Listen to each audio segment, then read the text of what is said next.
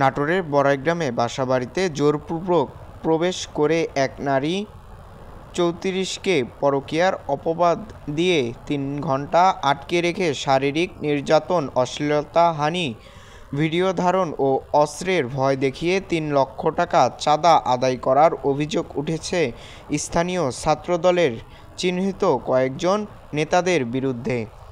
এ ব্যাপারে ভুক্তভোগী নারী বুধবার রাতে বড়াইগ্রাম থানায় ৫ জন ও অজ্ঞাত আরও ৫ থেকে ৬ জনের বিরুদ্ধে মামলা দায়ের করেছে। ভুক্তভোগী নারীর বক্তব্য ও মামলার সূত্রে জানা যায়, উপজেলার বনপাড়া শহরের বনরূপা আবাসিক এলাকায় ভাড়া বাসায় ২ সন্তানসহ দীর্ঘ ৪ বছর ধরে বসবাস করে আসছে ওই নারী।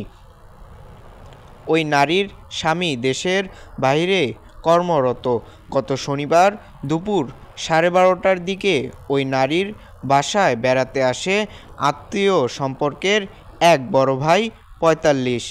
এ সময় পাশের ফ্ল্যাটের বসবাসকারী স্থানীয় ছাত্রদল নেতা রনি মোবাইল ফোনে তার সহযোগী বনপাড়ার পৌর ছাত্রদলের যুগ্ম আহ্বায়ক ইকবাল হোসেন সহ ছাত্রদল নেতা কর্মীদের ডেকে আনে।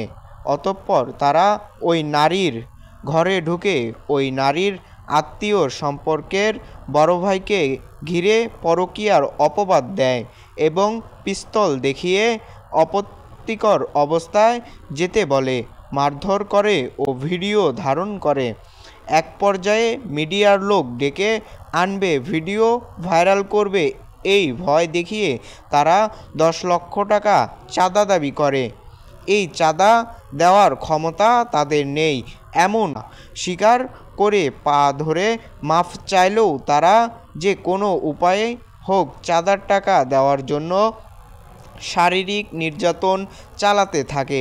পরে ওই নারী তার ৩ ভরি স্বর্ণালংকার বনপাড়া শহরের আর.এস. মার্কেটের ভাই বোন জুয়েলার্সে বন্ধক রেখে ৩ লক্ষ টাকা নিয়ে তাদের হাতে তুলে দেয়।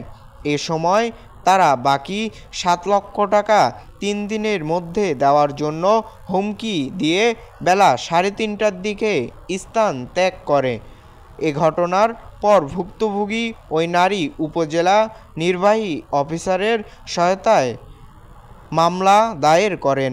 মামলার আসামিরা হলেন উপজেলা গেট এলাকার লোকমানের ছেলে রনি ২৯ ও তার স্ত্রী সুমাইয়া ২৪, হারোয়া এলাকার মৃত শাহিদুল ইসলামের ছেলে বেলাল হোসেন বিদ্যান ২৮, আটুয়া এলাকার ফারুক বাকাউলের ছেলে ইকবাল হোসেন ২৮, সর্দারপাড়ার কামাল হোসেনের ছেলে কামরুল ইসলাম ২৮ ও অজ্ঞাত আরও ৫ থেকে ৬ জন।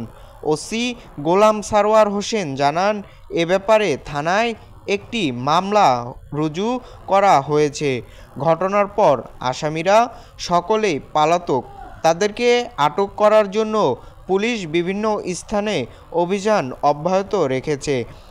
এ বিষয়ে জেলা ছাত্রদলের সাধারণ সম্পাদক মারুফ ইসলাম সিজান জানায়, এ বিষয়ে তদন্ত করে ঘটনার সত্যতা পেলে শাস্তিমূলক সাংগঠনিক ব্যবস্থা নেওয়া হবে।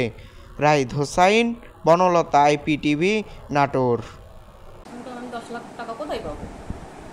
পরে কাছে না হলে হচ্ছে দাঁড়ায় আছে, বন্দুকের ভয় দেখাচ্ছে যে হচ্ছে কারণ আমারই বন্দুক থাকে, পুলিশ ডাকবো। আপনারা পুলিশে বললেন, পুলিশটা সবসময় আমার পকেটে বোঝা থাকে। এ কথা কে বলে? আমি কামরুল বলে যে পুলিশ আমার পকেটে থাকে, পুলিশে কম দিবেন, কোনো লাভ হবে না, এরকম বলে টলে ওদের টাকা দিলাম। টাকা দেওয়ার পরে বের হয়ে চলে। আপনি সোনাটা বন্ধক রাখছেন না বিক্রি করছেন? হ্যাঁ, সোনাটা বন্ধক রাখছেন না বিক্রি করছেন? বন্ধক রাখছি। আচ্ছা আচ্ছা, ঠিক আছে।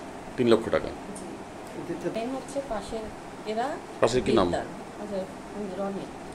রনির বউ সুমাইয়া বিদ্যান, এরাই হচ্ছে মেন। আর কামরুল একটু ডাকি নিয়ে আসছে, আর আলামিনারা বাদ বাকি ওদের ডাকছে, কিন্তু মেন হচ্ছে ওরাই ৩ জন।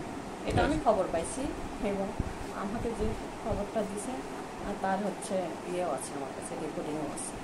আচ্ছা।